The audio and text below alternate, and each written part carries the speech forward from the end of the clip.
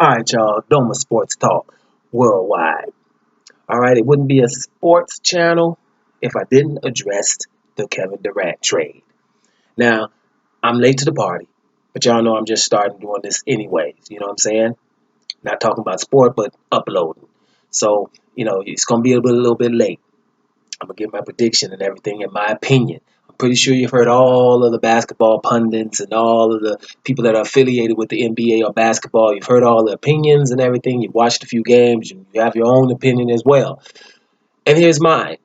And here's what I've been thinking weeks when I heard this. Is probably one of the reasons I didn't even get started watching games. Right?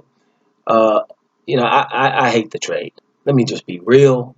I didn't like it from day one. I didn't like the trade, and it's so many reasons. The main reason is because of parity. I like when things are just even in the league, and I was just thinking, it's just one team getting too many players, and I didn't like the fact that Durant even would want to go there. Why would you want to go to the team that had 73 wins without you? That you were leading 3-1 in the conference finals, and you want to go there. Most players would want to come back and whoop their ass the next year. This kind of player I would want on my team. But okay. But you never know what's going on behind the scenes and why he would want to do that. So you have to accept it, but you don't have to like it. And so that's the main reason I didn't like the trade. And I'm gonna be honest with y'all. I'm gonna hate on Golden State this year, uh, because I'm just going to be fair. I hated on Miami the year that LeBron went. And it's not because you hate the team or you hate the players on the team. It's just the simple fact of when you're indifferent, or let me speak for myself. When I'm indifferent to something, to who wins or whatever, then I automatically gravitate to the underdog. It doesn't matter what sport or whatever. It automatically happens. You're kind of going for the underdog to do something special because he barely has a chance anyway.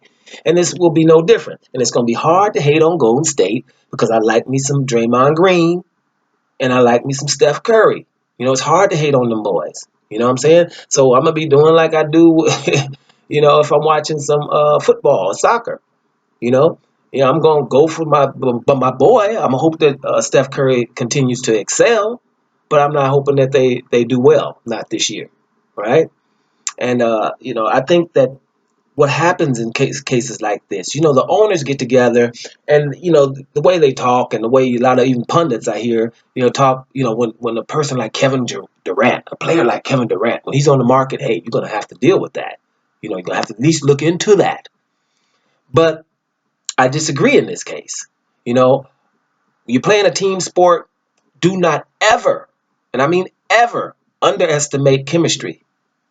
Chemistry is very important.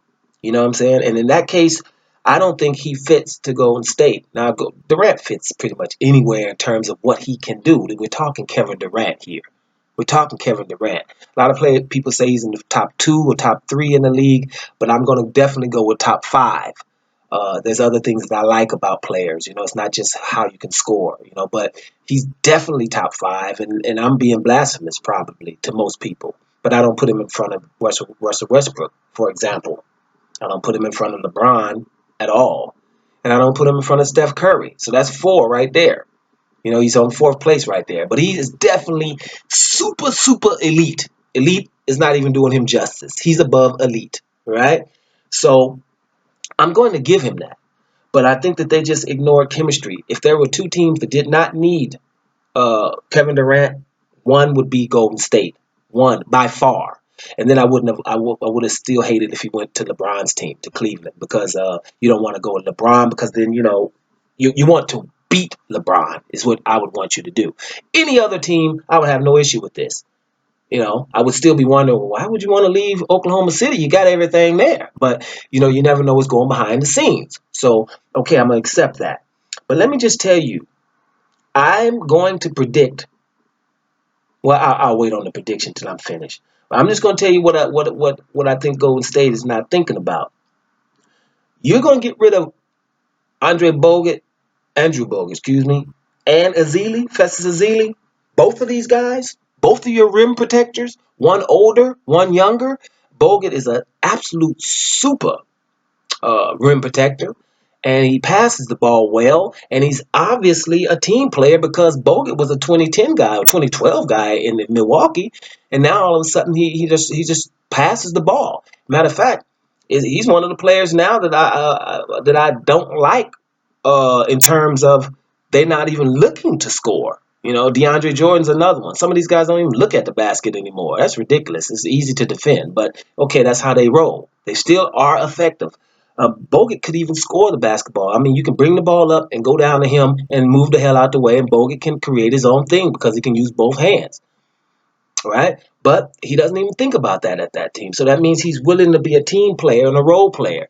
So getting rid of Bogut and Festus Ezeli is going to hurt because all you got Petulia, who is intelligent, got a nice basketball IQ, but he can't get off the floor anymore. He's not a rim protector. JaVale McGee, okay, whatever. We don't want to go into it about JaVale McGee. I don't understand someone being around basketball 6 or 7 times a week that seems to not understand the game as much as he should. I don't know if that's going to click in one day or not. I'm just saying those are downgrades, guys. Those are downgrades, and that's gonna haunt them, right? And another thing, they're going to Durant, right? This is a guy who's not gonna only stay in the corner and hit spot up jump shots. This is a guy who can create his own shot as well. So you got him and Steph Curry who can create off the dribble, and even Klay Thompson's getting better at it. He wasn't like that when he started, but he's getting better at it. It's just not going to be enough balls, and I'm wondering. These are two things I'm predicting. We're gonna have problems when it's 10 seconds to go. Somebody, because that's the ball should be in Steph Curry's hands. Period. Best shooter I've ever seen, bar none. And I've been seeing a lot. Don't get it twisted. I didn't just start watching basketball a couple of years ago. I'm going with him above anybody because there have been shooters that can shoot it, but off the dribble and from anywhere with that range, I haven't seen it before. This is something extraordinary, right? So you got that on your team already, and you got Klay Thompson who's right behind him. Not off the dribble, but in terms of, Klay Thompson is anybody's Kyle Corver, or J.J. Redick. These guys that can also shoot, come off screens. Reggie Miller, who's my boy here, just retired. Ray Allen, shooters. But you got, and Klay Thompson is on that niveau. So you got him and Steph Curry. You do not need a Durant, especially somebody who's going to take people off the dribble uh, and do his thing. And he's going to need some shots. Now he's going to put up numbers. But I'm telling you, the chemistry is not going to.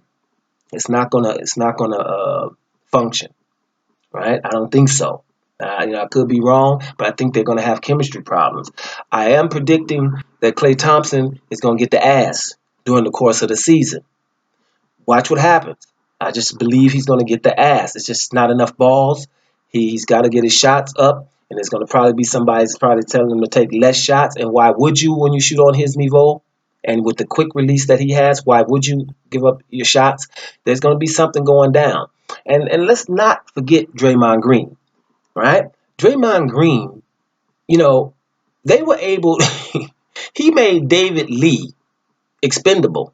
Now, I know some of you be like, well, David Lee, he's a marginal player. No, David Lee's above marginal. It's a guy who can finish with both hands, got a mid-range game, finishes down low, like I said, with both hands, makes his free throws, can pass. David Lee is not elite, but he's definitely a good player.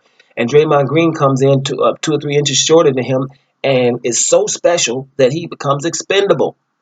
Draymond Green can guard from the 1 to the 5. Now, I'm not saying whole games, but for stretches, the 1 to the 5s. I've seen people in the pick and roll come in, and all of a sudden he's on the guard, and the guard try to cross over. Draymond Green's back, he's young, his back is still good, so he gets down there and gets his hands right between that crossover and steals that ball. And he defends bigs real well.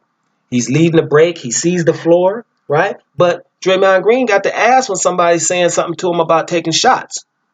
Because I know a guy who plays like Draymond Green. Now, I don't know the guy. I'm just telling you, I'm around basketball a lot. I told you guys I'm a coach myself. But I can tell you this.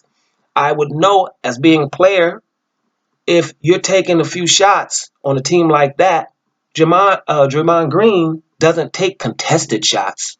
right? He takes wide open shots. Those are the shots that me as a coach, I'm pissed off if you don't take because then you're hurting us, right? He's taking wide open looks. He has to take those so people can take him serious, or they're just going to load up on Curry and Klay Thompson. So he's taking those honest shots, and he has to hear something. I know why he has to ask. So if somebody's in his ear talking that shit this year, he's going to be pissed off too. So it's going to be a little friction going on. That chemistry is not going to work out. Now, I'm not saying Durant is a good guy from what I hear. He's a good guy. I mean, they all got egos. These are millionaires we're talking about. These are millionaires we're talking about. Let's be real. You got a dude in your neighborhood that's a 100,000 and he think he's all that, or she's all that. As soon as you get a little money, you think you're all that. So these are millionaires. These guys have been hearing that they're the best on every level that they've been on. So they're gonna have ego problems. That's everybody. But I'm just saying some of them got bigger egos than others, and it's going to go down in Golden State. So let me go ahead and close this out by predicting I don't see them winning more than 60 games. All right, I see them win 60, 61, 62. It won't be close to 70. Right? You heard it here. That's what I'm talking about. Bottom line is chemistry should be first in team sports. All right, y'all? Doma Sports Talk worldwide. And we out.